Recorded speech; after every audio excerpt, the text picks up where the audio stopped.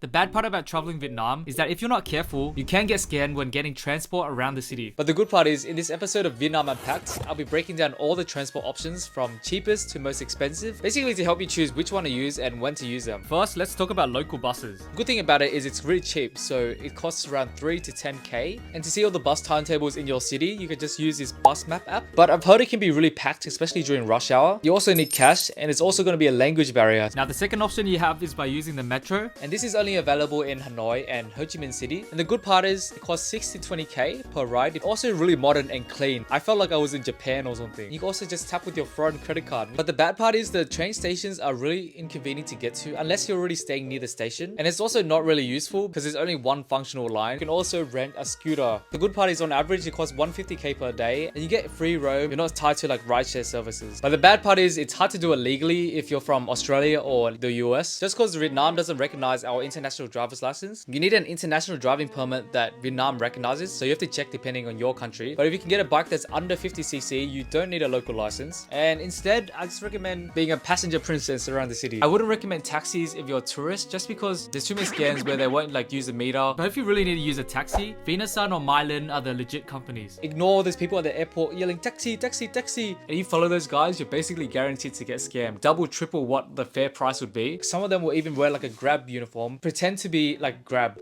Oh wait, is that me?